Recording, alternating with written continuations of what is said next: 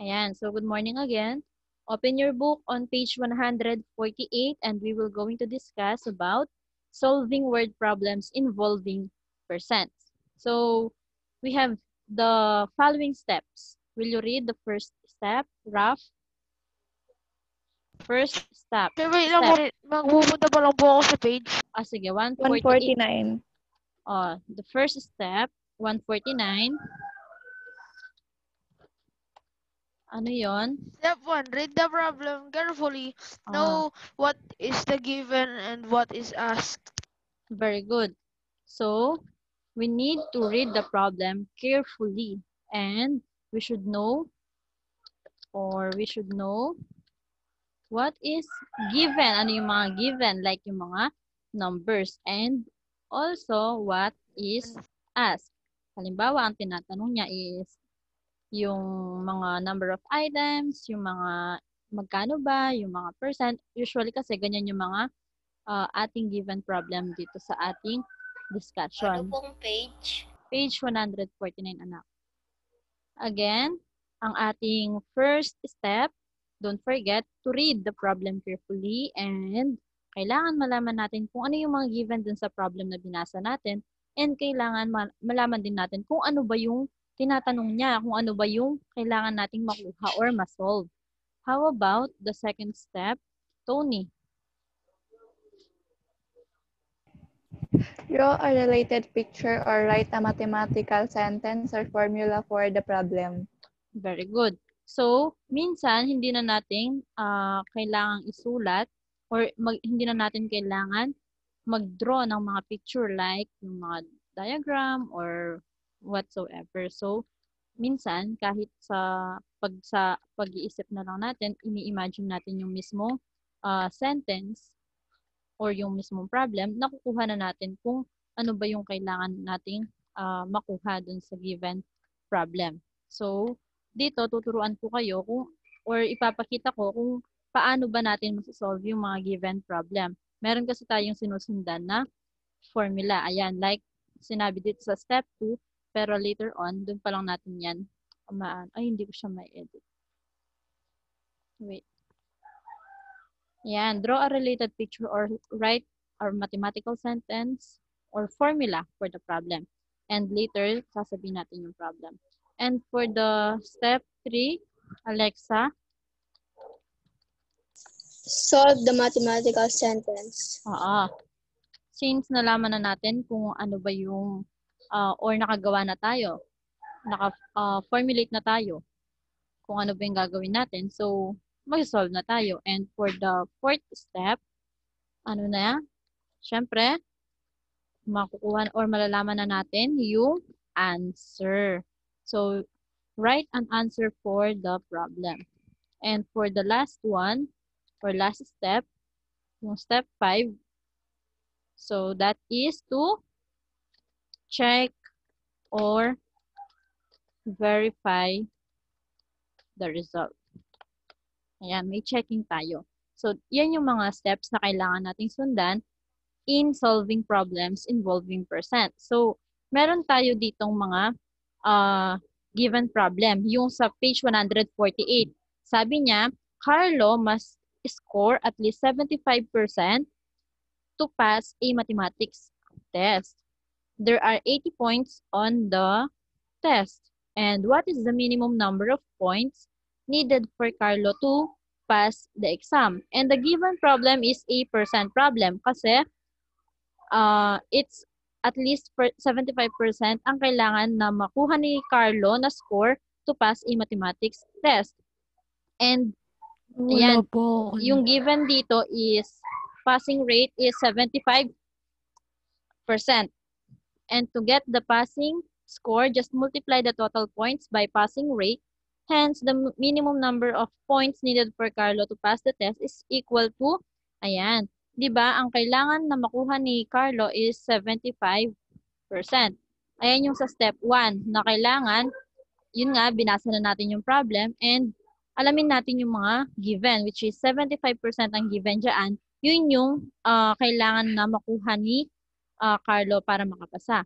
Ngayon, ilan ba yung total? Kasi ang sabi, i-divide natin yung or imumultiply natin yung kailangan makuha ni Carlo doon sa total points. So, yan ang kailangan makuha ni Carlo, which is 75%.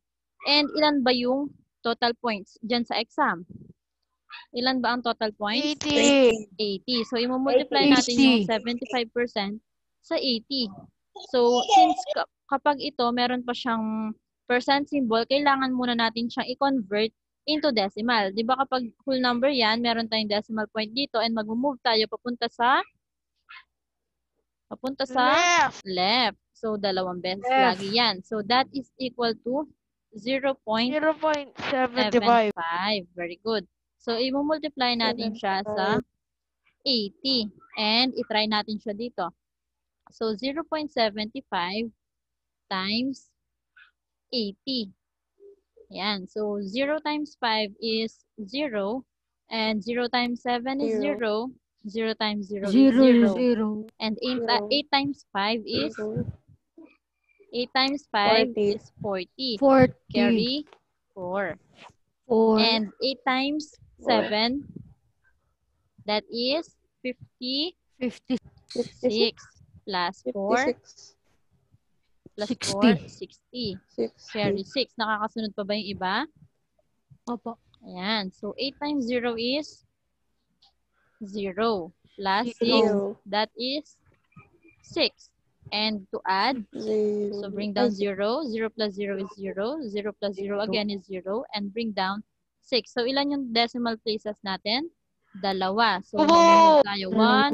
60. Ayan. We have the answer 60.00, or we can remove this 2 zeros. So, that is equal to 60. So, kailangan niyan ng 60 points ni Carlo para makuha niya yung, or para makapasa siya.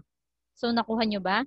So, ngayon, since, ayan, hindi man tayo nag-draw ng related picture, pero ito yung ating mathematical sentence. And sinolve natin siya, ito yon. Tapos, ito ang final answer natin. So, yan yung ating pinaka-answer. Pero, kailangan pa natin siyang i-check para at least masigurado natin kung tama ba yung nakuha natin. Paano yon? So, i-divide, since nag-multiply tayo kanina, i-divide niyan natin yung ating, lagi ito, yung ating nakuhang sagot dun sa original na total score, which is 80. Tandaan, kapag mag-check, yung nakuha nating answer, i-divide siya sa original na total score, which is 80. Hindi, nagbabago ito. So, minsan, kung depende sa problem. So, this time, since 80 ang ating total points, i-divide natin siya sa 80. And, kapag dinivide natin yan, wait lang, i-move ko lang yung ano. So, magiging 60 divided by 80. And 60 divided by 80, that is 0. Kasi we cannot divide 60. So, 0 times 80 is 0. 60 minus 0 is 60. Bring down 0. Don't forget to put the decimal point. So, that is equal to 600. And 600 divided by 80. So, ilang 80 meron kay 600? So, for example, we have 5. That is 400 lang. And how about kapag 6? That is 480. Diba? Tama? Kapag naman, that is 7. Kapag yan ay 7, yan. That is equal to 560. So, pwede siya sa 600. Kapag kasi naging 8 na to, that is equal to 640. Sobra na siya sa 600. Kaya, 7 ang accurate. So, 7 times 80, that is 560. And 600 minus 560, that is 40. And bring down 0. So, 400 divided by 80, that is 5. Tama? So, 5 times 80 is 400. And 400 minus 400, that is 0. So, nakuha natin ang 0.75. Tama ba na 75% ang kailangan makuha ni Carlo?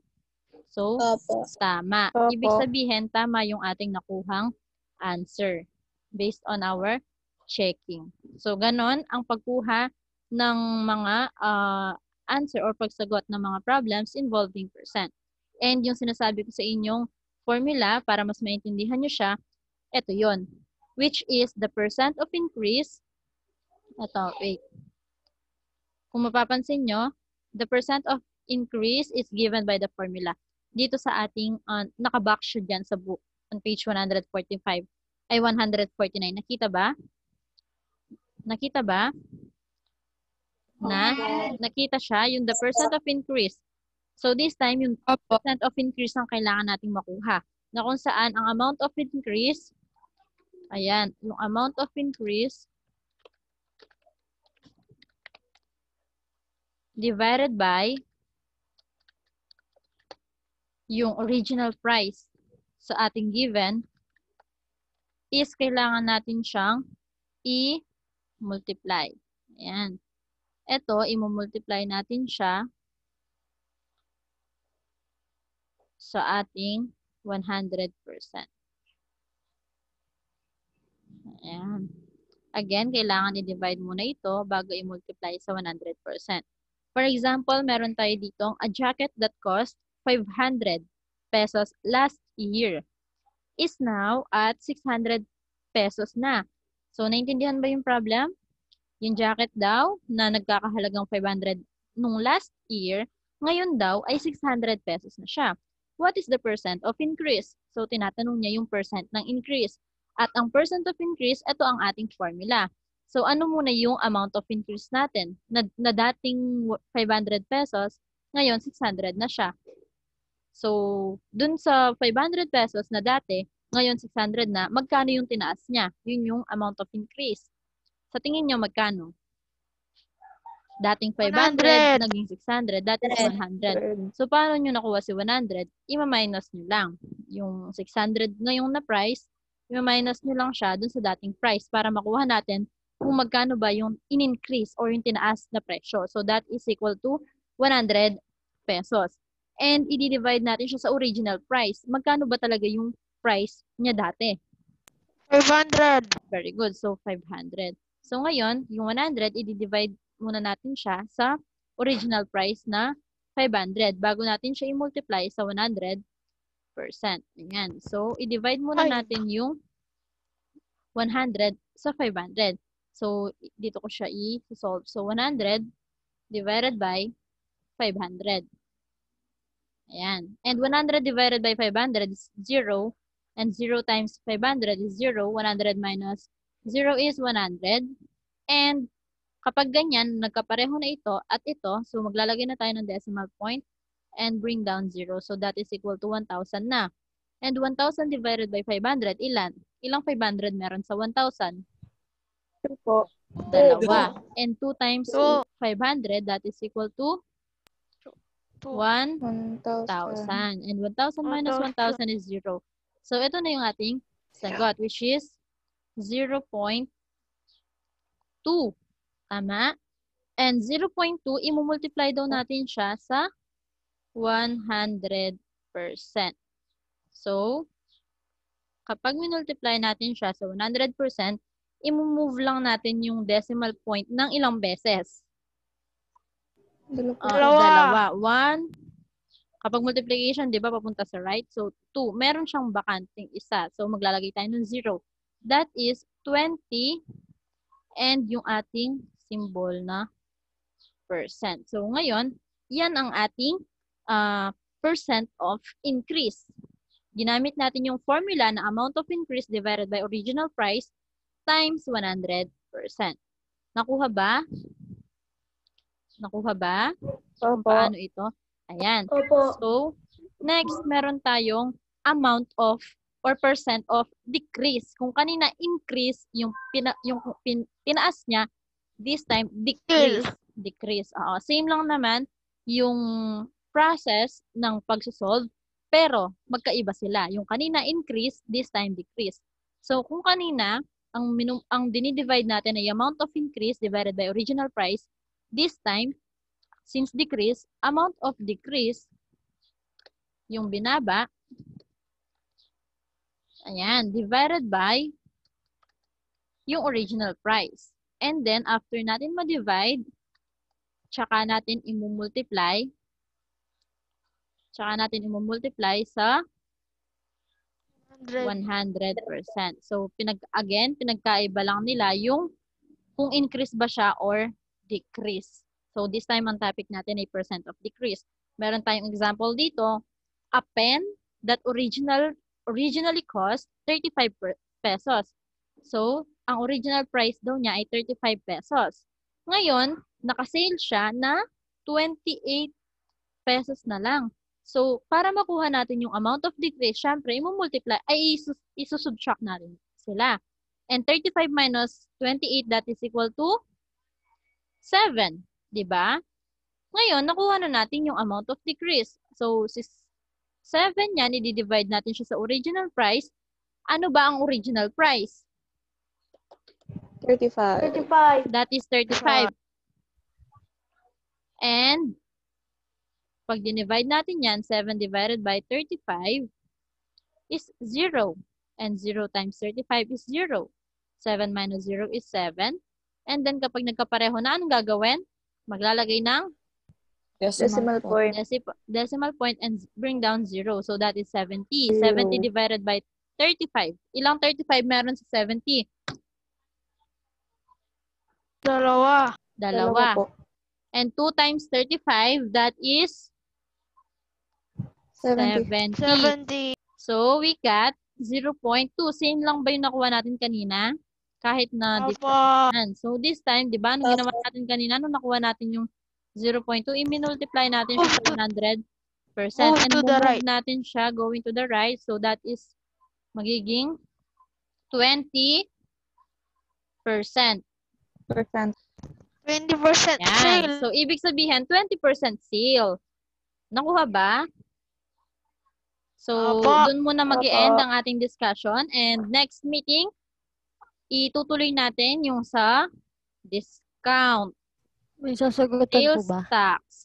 Yun yung mga isa-solve natin.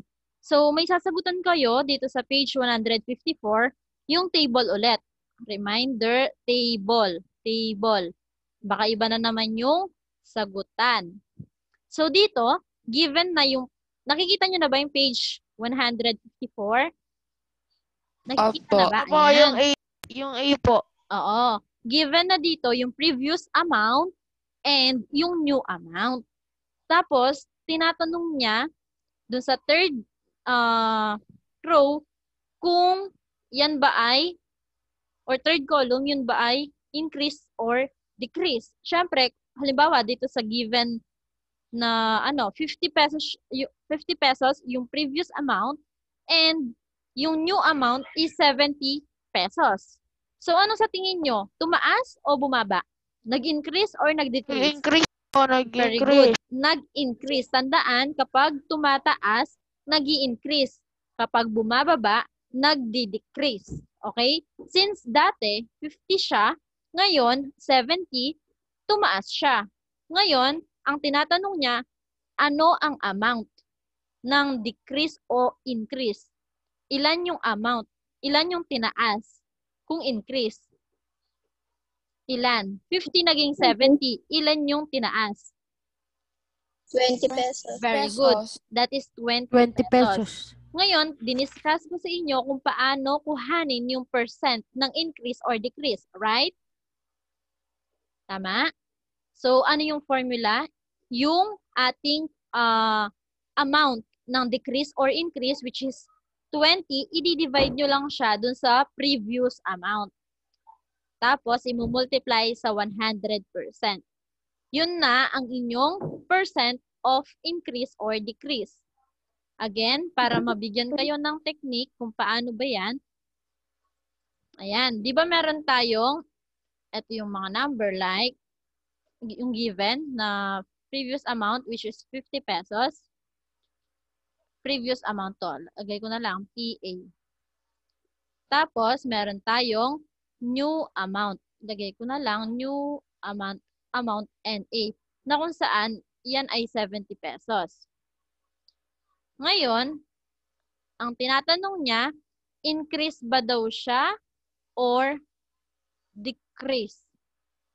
Kapag nakita nyong tumaas, ibig sabihin, increase. Pero kapag nakita nyong bumaba, ibig sabihin, decrease. And tinatanong niya yung amount daw ng increase or decrease. So, ima-minus nyo lang siya. Yung pinakamataas na value, ima-minus nyo siya dun sa pinakakonting value. So, 70 minus 50, that is 20 pesos.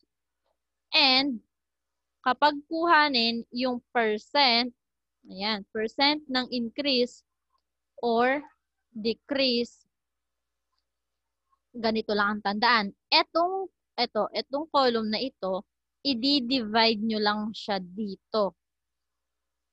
Ayan, para mas madali. So, ibig sabihin, 20 divided by 50. And 20 divided by 50, that is 0. And 0 times 50, that is 0. And 20 minus 0, that is 20. So, nagkapareho na sila. Put decimal point and 0. So, bring down 0, that is 200 na. 200 divided by 50, that is 4. 4 times 50, that is 200. And 200 minus 200, that is 0. So, nakuha natin ay 0.4. So, since i-multiply natin siya sa 100%, lagi yan given yan sa formula. So, i-move natin ng dalawang beses. 1, 2. So, may bakante siyang isa. Lalagay natin yung 0, that is equal to 40%. Okay? Again, yung sasagutan, page 154. So, mag-end na yung ating Zoom meeting. That will be, or that's all. Any question?